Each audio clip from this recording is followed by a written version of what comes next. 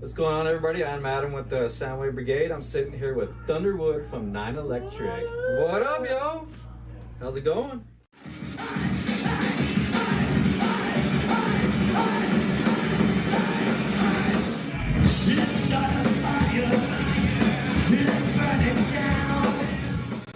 Caught you last time at the Marquee. At least try to stay up with you guys. Yeah, that's right. You're freaking insane on the stage, man. I got it. Okay, here's my whole inspiration for stage presence. I'm actually kind of curious how it's going to go tonight. See if you're going to fly up in the middle of the ceiling, because I know you love to jump. Like, I remember when I was a kid, I would go to shows and I would be a fan of a certain band. Right. Or a song. Maybe I just knew a song and I'd wait for that song and they'd play it and they're just kind of phoning it in. And I was so mad. I was like, I paid that money. I got a ride here. I waited in line, and then these guys are just phoning it in. And then you see the decline of music sales. You see the decline of concert attendance. And everyone goes, we don't know why, like, well, obviously we know for the internet reason.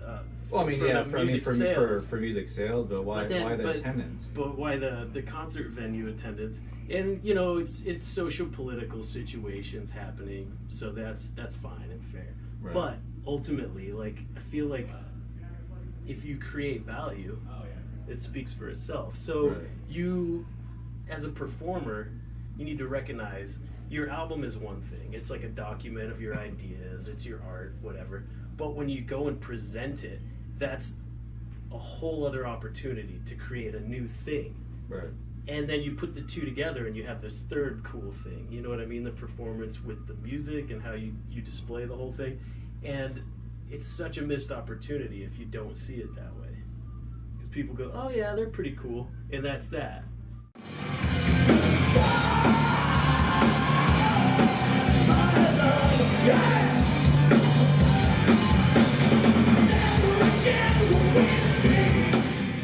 They go, oh, maybe I'll catch them next time they come around. Right. Maybe I won't.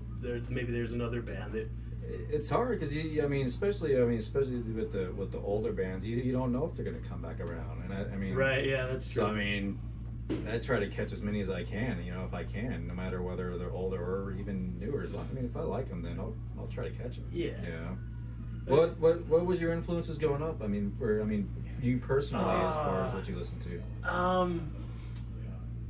I mean, some of the earliest stuff I remember actually seeing live was like Alice in Chains, maybe at Compton Terrace, like way back. That's back in the day. Right? Yeah. It was like the first big show I saw was Primus. I think it might have been Lollapalooza, like maybe the first or second one. I think the one here got pretty crazy. I think they actually had to stop the concert because people were climbing up the rafters and stuff and just freaking tearing shit up. Yeah, that's crazy. Good times. Yeah. So like Alice in Chains, I think at the time was my favorite band, and Dirt had come out, and I was this wee tyke, just like and that was a big important show for me, I guess. Awesome.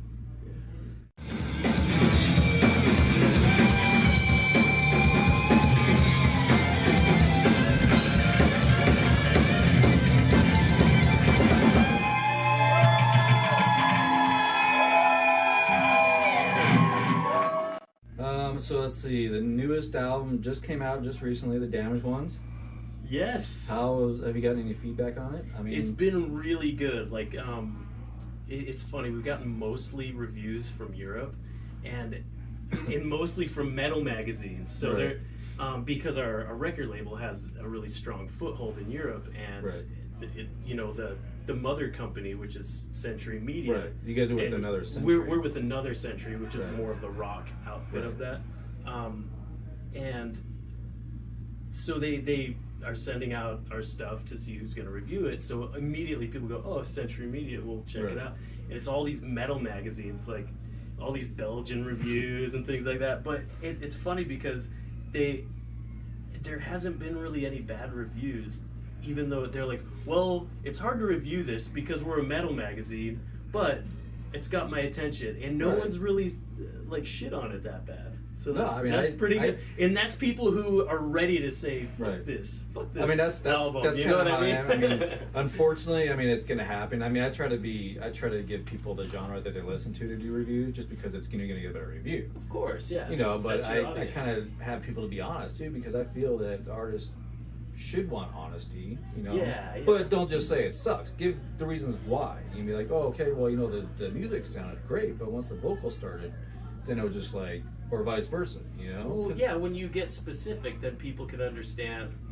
There's a universal understanding that you're approaching it from. It's not just like, it's not my thing. Of course, if it's not your thing, you're not going to say much good about it. Right. But if you could step out of your shoes and your own sensibilities and say, I see why it works or whatever.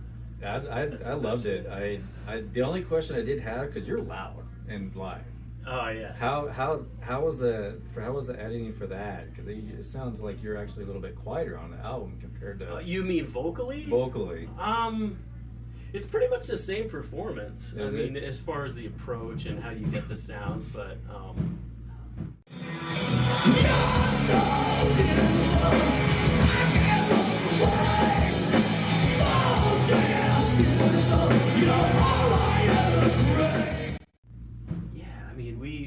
We cut a bunch of that stuff while we were on the road. Like we in our RV recorded some stuff. Gotcha. I don't know. In the studio, you have a lot more control. Oh yeah, definitely. Obviously, you put that compressor on that thing and even out the vocals. So maybe that's the effect. I don't know. Yeah, it's hard, especially nowadays if you're on tour a lot. I mean, I guess that's the thing too now, is that people are kind of recording on the road. So I mean, you can. Yeah, I mean you can. I mean technology now. You got, you know, just have a quiet room in the back, and you know, if you got a good master, anyways. I mean, they know how to fix any of that stuff. Yeah, so. yeah. It's all about like the context and how you put it all together. I think at this point, because it's no longer about clarity. Right. You can get stuff as clear as you want. Now it's about what's it for, what kind of mood. Right. You know.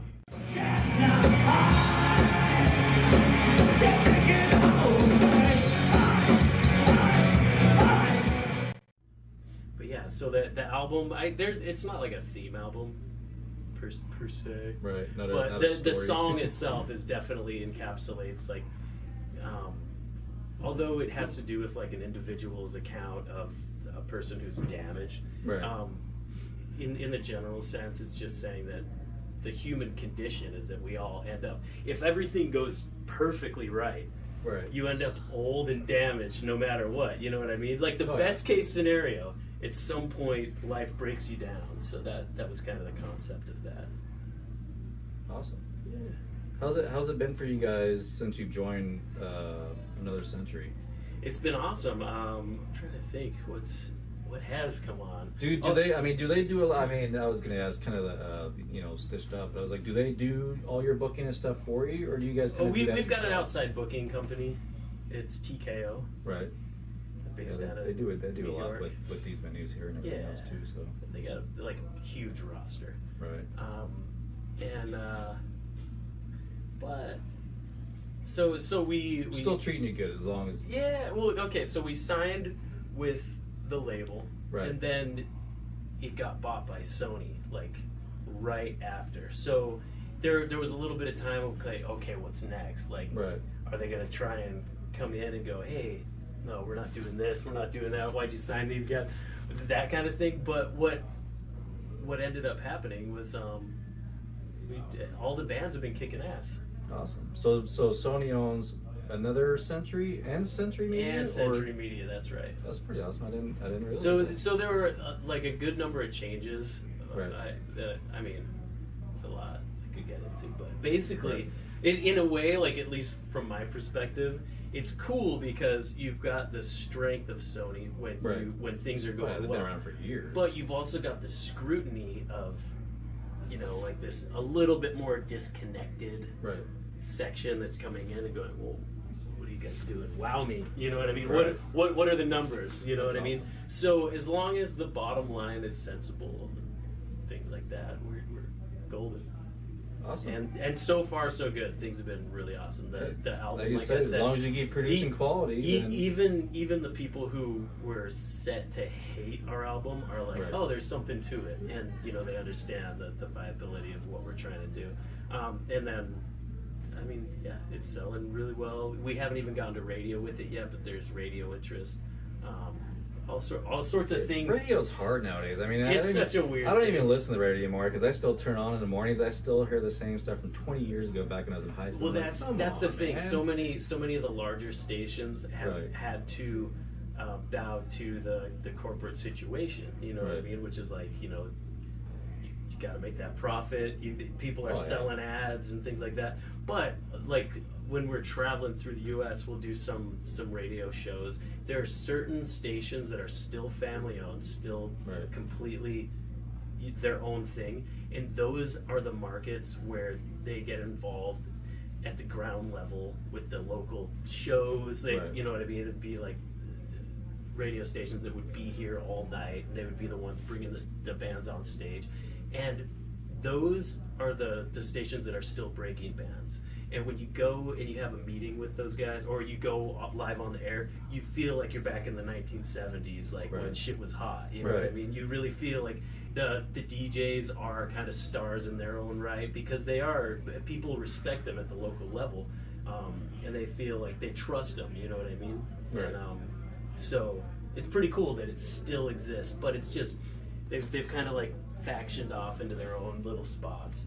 And then all the bigger stations kind of see what they're doing, and then once it tests well at that station, they go, okay, we'll take it. You know what I mean? We'll let these guys do buy you up. Yeah. Tried and true by you guys. Right on.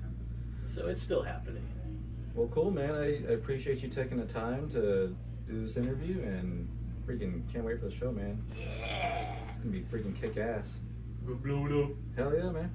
Thanks for having me. Hopefully, if you jump in the crowd tonight, we'll be able to follow you. Oh yeah. Well, see, it's a little too low for a flip tonight. I was thinking of. Yeah, I think like I said, I remember at the marquee, it was like we tried to follow you, and all of a sudden we saw 3 photographers go, "Where'd he go? Where'd he go?" Like couldn't even see you because you were bringing off the crowd. I gotta stir him up. You know what I mean? You gotta shake him up a bit. No, I'm curious to see how tonight's gonna go, man. It's gonna be an awesome show. Yeah.